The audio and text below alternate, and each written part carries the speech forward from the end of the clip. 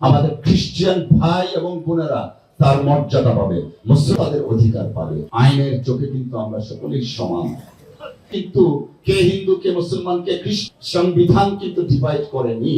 আমরা কেন? গারো হাজং হিন্দু মুসলমানদের বসবাস, গির্জা আছে, মন্দির আছে, মসজিদ আছে, প্রত্যেকটাই স্ব ধর্মের জন্য অত্যন্ত পূজনীয়, শ্রদ্ধেয় বা অত্যন্ত ভালোবাসার জায়গা। আমরা সবসময় মনে রাখবো আমাদের স্বাধীনতা আছে, কিন্তু স্বাধীনতাটাকে যেন আমরা কেউ অপব্যবহার না করি। আমরা ততটুকু এগোবো যতটুকু আমাদের জুরিসডিকশনের মধ্যে আছে। এই অসঙ্গতিগুলো দূর করতে গেলে আমরা আশা করছি আমি আপনাদেরকে পাশে পাবো।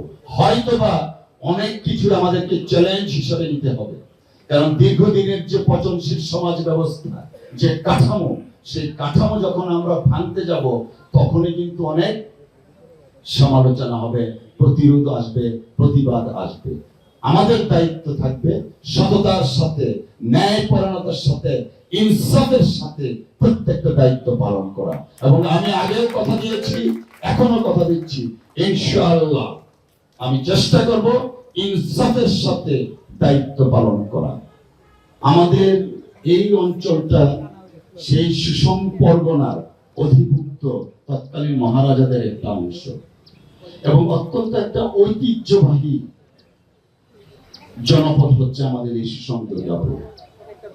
আনফরচুনেটলি কালের বিবর্তনে অনেক সময় আমরা অনেক কিছু ইচ্ছাকৃত হোক, বাধ্যভাবে হোক, যে কোনো ভাবেই হোক, আমাদের যে ঐতিহ্য ছিল সেগুলা অনেকাংশেই হারিয়ে গেছে।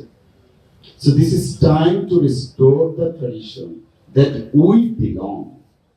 আমরা ওনার ছিলাম, কিন্তু আনফরচুনেটলি বিভিন্ন কারণে ওনারশিপ থেকে আমরা বঞ্চিত হয়েছি। কেউ হয়তোবা স্বেচ্ছায় বঞ্চিত হয়েছি, কেউ পরিস্থিতির কারণে বঞ্চিত হয়েছি। আমরা যখন কথা বলি দুর্গাপুরকে নিয়ে, আসলে 10 মিনিট 15 মিনিট না, অনেকক্ষণ কথা বলা যায়। পজিটিভ যেমন আছে, ঠিক তেমনি ভাবে নেগেটিভটাও আছে। তো এই নেগেটিভিটিটা থেকে কিভাবে আমরা বের হতে পারবো, সেই জিনিসটা সবার আগে আমাদের অ্যাড্রেস করা দরকার। এবং সেই ক্ষেত্রে সাংবাদিক ভাই বোনেরা যারা আছেন তাদের ভূমিকাটা সর্বাগ্রে।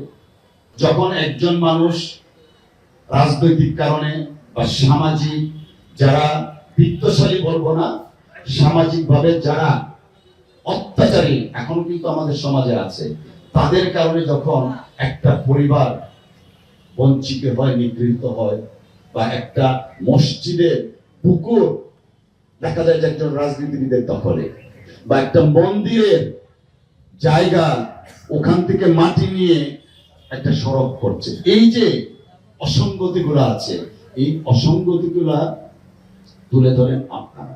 আর আপনাদের এই অসঙ্গতিগুলা তুলে ধরার মাধ্যমেই পলিটিশিয়ান বা জনপ্রতিনিধি তথা প্রশাসন কিন্তু তখন জাগ্রত হয়। চোখ দিয়ে দেখার পাশাপাশি অন্তর দিয়ে দেখি, তখন কিন্তু আমাদের হৃদয় নিংড়ানো একটা ভালোবাসার জন্ম নেয়। তো এরকম সাংবাদিক ভাইয়েরা যারা আছেন, আমি অনুরোধ করব আমাদের সীমিত সাধ্যের মধ্যে, সীমিত গণ্ডির মধ্যে আমরা যদি আমাদের ত্রুটিগুলা তুলে ধরি, অসঙ্গতিগুলা যদি আমরা তুলে ধরি, তাহলে কিন্তু সমাজ সংস্কারের জন্য পলিটিশিয়ানরা কাজ করতে পারবে। আমি জানি আপনাদের অনেক সীমাবদ্ধতা আছে। আনফরচুনেটলি আমাদের যে রাজনৈতিক কৃষ্টি বা কালচার ছিল, সে থেকে আমরা এখন পর্যন্ত বেরোতে পারিনি। বাট আমি কথা দিচ্ছি, আমাদের এই দুর্গাপুর কলমাকান্দায় আমি চেষ্টা করব আপনাদেরকে সাথে নিয়ে, মানুষজনকে সাথে নিয়ে সেই দূষিত রাজনৈতিক কালচার থেকে বের হয়ে একটা মানবিক রাজনৈতিক পরিবেশ সৃষ্টি করার জন্য করতে চাই অন্তত দুর্গাপুর থেকে, যে আমরা সকলেই সমান। আমাদের অত্যন্ত প্রতিষ্ঠা সাংবাদিক প্রথম আলো দাদা অনেক কিছু বলে গেছেন, এইটা দরকার, ওইটা দরকার, ওইটা দরকার। এই জন্যই বললাম সমস্যা যেমন সম্ভাবনাও তেমন। আমি আপনাদের ভোটের মাধ্যমে নির্বাচিত হওয়ার পরে, দায়িত্ব নেওয়ার পর থেকে আমি চেষ্টা করছি আমাদের দেউডুকোন একটা ব্রিজ, সেই ব্রিজটা করতে পারলে আমাদের দুর্গাপুর মানুষের জন্য অনেক সুবিধা হবে। তো এখানে ফিজিবিলিটি স্টাডি হচ্ছে। আমাদের নেত্রকোনা সদরের এমপি আছেন বা পূর্বদলার এমপি আছেন, তারাও সহযোগিতা করবে। হোপফুলি আমরা এটা খুব তাড়াতাড়ি একটা পজিটিভ কিছু দেখতে পারবো। রেল লাইনের কথা বলেছেন, দেখেন এই রেল লাইন কিন্তু নির্বাচনের আগে বহুবার বলেছি রেল লাইনের কথা। আমি অনেক কথাই বলতে চেয়েছিলাম না, তারপরে বলি, আমি ইতিমধ্যে সংশ্লিষ্ট মন্ত্রণালয়ে আমি কথা বলেছি এবং রেল লাইনটা হয়তো বা ওভারনাইট সম্ভব হবে না, বাট আমি চেষ্টা করব যেন অন্তত গাঁথুনিটা যদি শুরু হয় তার পরবর্তীতে হয়তো করা যাবে, সেটা আমি চেষ্টা করব।